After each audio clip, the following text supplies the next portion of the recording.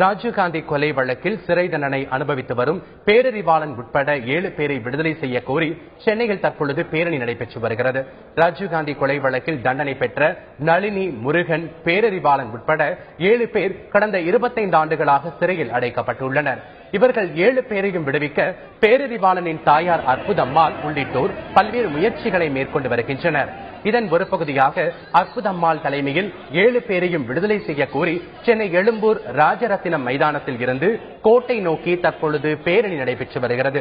இதில் திரைப்படத்துறையினர், தமிழ் உணர்வாளர்கள், மனித உரிமை ஆர்வலர்கள் உள்ளிட்ட ஆயிரக்கணக்கானோர் பங்கேற்றுள்ளனர்.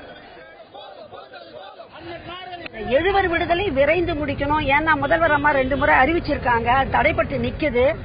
இனிமேலும் தடை வேணாமா, இவங்க வாழணும், இவங்களுக்கு வாழ்க்கை வேணும், விரைந்து இவங்க 7 விடுதலை செய்யுங்கமான வேண்டுகோள் வச்சுதான் இந்த கோரிக்கை பேரணி நடைபெறுது. முடிவுல முதல்வர் அம்மாக்கிட்ட மனு கொடுக்கறதுக்கு நாங்க வந்திருக்கிறோம். எல்லாரும் கட்சி பேதங்களற்று, கட்சி அடையாளங்களற்று எல்லாரும் பொது மனிதர்களா இதுல கலந்துகிட்டு இருக்காங்க. எல்லாருமே இதுக்கு ஆதரவு கொடுத்திருக்காங்க. பேரறிவாளன், முருகன், சாந்தன் உள்ளிட்ட 7 பேருடைய விடுதலை கோரி இந்த ஒரு மாபெரும் பேரணி இப்பொழுது நடத்த இருக்கிறோம். இந்த பேரணியின் முடிவில் முதலமைச்சரிடம் சென்று ஒரு மனு அளிக்க இருக்கிறோம்.